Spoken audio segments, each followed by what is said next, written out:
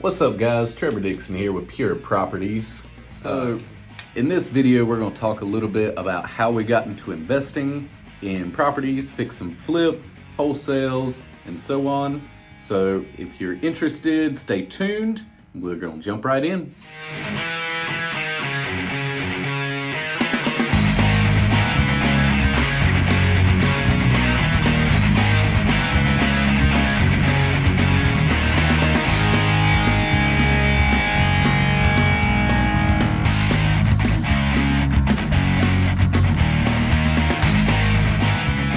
So a while back, we started posting a lot of pictures about some fix and flip properties we were working on. And we've had a couple questions pop up about how we got involved in investment properties. So wanted to take a quick minute to address that particular question. So we got into investment properties kind of by accident. We were working on building our construction company, and we were trying to take on larger jobs. We ended up connecting with some investors through some B&I groups and ended up forming a relationship. Next thing we know, we were working on flipping a property for other people.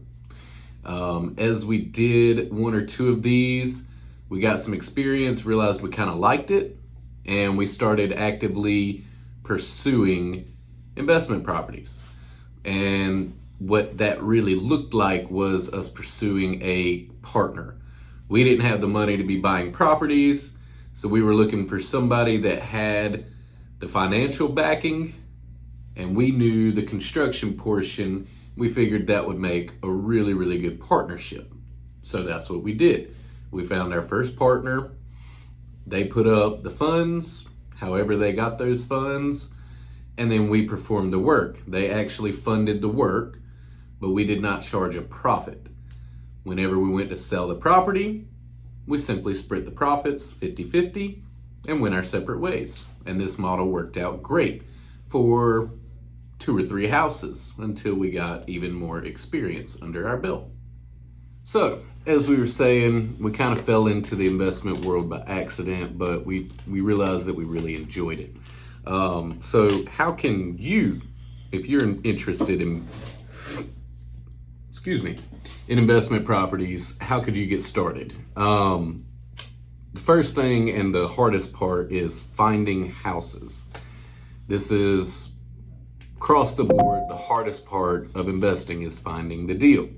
When we first got started, our first partner, we actually went around to realtors and started asking them, to keep their eyes out for rundown properties or properties that needed work.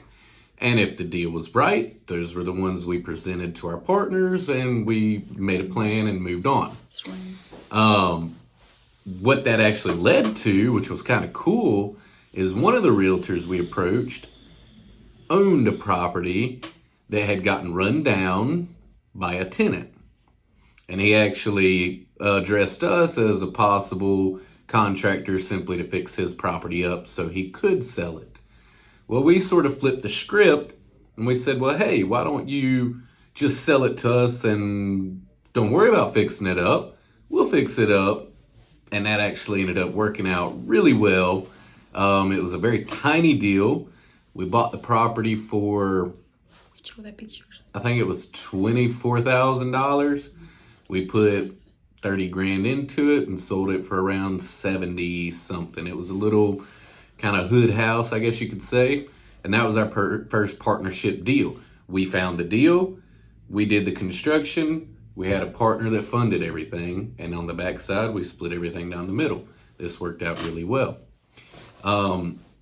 As you get more into this, buying properties the traditional way from the market, from MLS, from realtors, is very, very challenging. The deals are just not that great.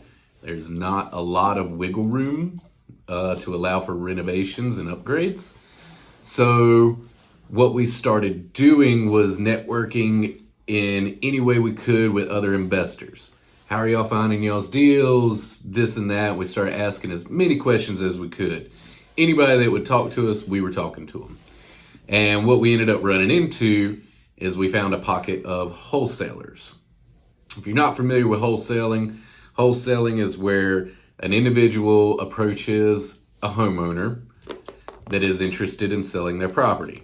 They negotiate a price, they put that property under contract, and then they sell that contract to a flipper or quote unquote end buyer for a small markup. The homeowner doesn't have to deal with any real estate commissions. They don't have to deal with any of the through traffic from showing their properties. They get a good deal, you get a good deal, and the wholesaler makes a small little fee, which is great. So we started moving into this space. This is where we really started to get traction and find more and more properties. Networking with wholesalers. That is not an easy job. They spend hours and hours and hours cold calling, mailing, doing all kinds of crazy marketing to find people willing to sell their house for under market value. Take advantage of that. Use them. Use the work that they've already done for you. Pay them a fee and you get a good property for under market value. This works out really well. So as we started moving into this space, we also started slowly moving away from partnerships. We'd been through 2 or 3 partners and we were ready to start trying to do this on our own, but we still didn't have the capital. So what we started to transition into is finding partners, but instead of partnering 50-50 on a property, we simply asked for cash partners. We offered a passive investment opportunity for people. We provide everything, the work, the front end locating of the properties or investments, everything. Top to bottom, soup to nuts, we provided it. Our partner, our cash partner, all they have to do is lend us the funds required, and at the end of the deal, we paid them a healthy interest rate. They never had to leave their home, never had to leave their office, wherever they were, they never had to leave. We handled it all. And this turned into probably the biggest and best step we ever took, because it gave us freedom to go out and make offers on properties, knowing that we had a way to fund them. And it also allowed us to keep so much more profit on the backside than when we were splitting the profit up. Yeah, we were paying quite a bit of interest, but that didn't matter because it wasn't 50%. So this was huge, life-changing. Well, then you do 2 or 3 of these and you've got a little bit of money in your pocket. Now you've got enough money to where you can maybe fund your own renovation portion at least. Then all you need to do is find the money to actually purchase the properties. And the system continues and continues and continues. Let's talk a little bit about properties. What is a good deal? So for us personally, familiarity, however you say that word, is key. We want to know the locations that we're investing in. So we invested in our hometown. Our very first property was probably 15 minutes from where we were living. It was a little bit of a rougher side, but we were familiar with the area. We knew what those houses sold for. And so we knew we were getting a good deal when we purchased.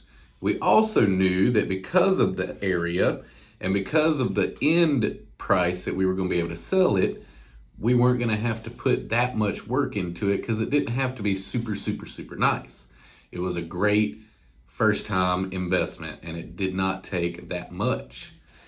As we moved through, we started getting into nicer properties. We still maintain that sense of familiarity where we know exactly where we're investing.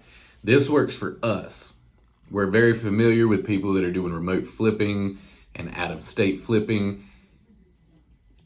We're not comfortable with it. I'm not comfortable with it. We like to know where we're investing. So our latest flips have gotten quite a bit bigger, but we're still doing them in neighborhoods that we're familiar with. We're very, very comfortable with what they're gonna sell for on the back side. We're very comfortable with the style of houses that are in the area, and we match our renovations to the surrounding neighborhood so that when we go to resell, we're guaranteed the sale at the price that we're asking.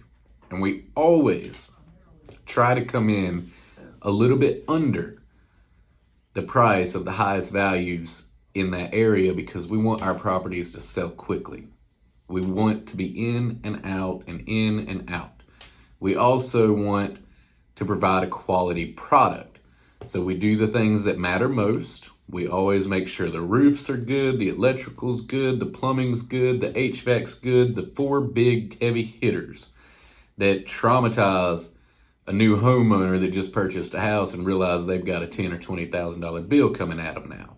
So we always make sure that the big stuff is handled first. Then we move in to the upfits and the pretty parts.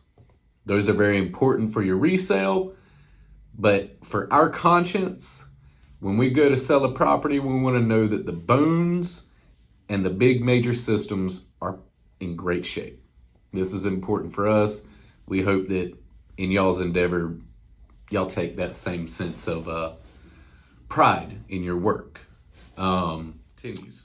In another video, we'll dive in really, really deep into how we got into the financial portions of buying and selling properties, how we really fund our deals, how we found the money and sponsors to fund our deals, and how we're currently doing our deals to date. So guys, if this information is helpful at all, please support the channel, give us a big thumbs up, like, share, and follow. We will be coming up with some new content. I know we're very slow at posting videos. I apologize, we get really, really busy. So guys, again, if y'all like this, subscribe for the new content that'll be coming out. We'll try to keep posting this and get a little more regular. Hopefully this is helpful for some of you. If so, leave us a comment. We'll try to get to some of the comments in our future videos. And until next time.